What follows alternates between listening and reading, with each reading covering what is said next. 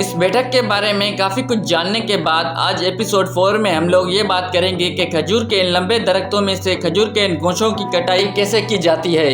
मामला कुछ इस तरह होता है, खजूरों की फसल रखने वाला हर बंदा मजदूरों के साथ साथ एक कार्गो यानी ट्रैक्टर ट्राली भी हायर करता है और ये कार्गो फसल की कटाई के लिए अपनी बैठक से सुबह सवेरे 4 बजे अपनी लेबर के साथ निकलता है। खजूर की कटाई करने के लिए इनका एक खास मजदूर होता है जिसे खजूर के दरख्तों पे चढ़ने की वजह से चाड़ा बोला जाता है। खजूर पर चढ़ने के लिए एक तरकीब से ये खुद में और खजूर में एक गोल रस्सी बांधता है और उसी में एक और रस्सी भी बांधता है जो गोशों को नीचे लाने में काम आती है और फिर चढ़ना स्टार्ट करता है। इन लंबे 50-60 फीट के दरख्तों पर ये लोग कैसे आसानी और तेजी से पहुंच जाते हैं देखने लायक होता है। ऊपर खजूर की चोटी पर पहुंचने के बाद अब ये चाड़ा फसल की कटाई का काम स्टार्ट करता है। इन गोशों को कुल्हाड़ी से काटने के बाद अब गोशों को उस रस्सी पर रखता है जो गोल रस्सी में बांधी हुई थी। फिर रस्सी से फिसलते हुए आराम से वो गोशा नीचे पहुंचता है जहां दूसरा मजदूर उसे पकड़ता है। तो इस तरह खजूर के सारे गोशों की कटाई करने के बाद अब चाड़ा दरख्त से नीचे उतरता है और दूसरे खजूरों पर चढ़कर भी इसी तरह फसल की कटाई करता है। सूरज की इस तेज गर्मी में अपनी दिहाड़ी के लिए इनका इस 60 फीट ऊपर लंबे दरख्तों पर चढ़ना, इनकी हिम्मत और मेहनत का अंदाजा आप इससे ही लगा सकते हो। मिलते हैं एपिसोड 5 में। अल्लाह हाफिज।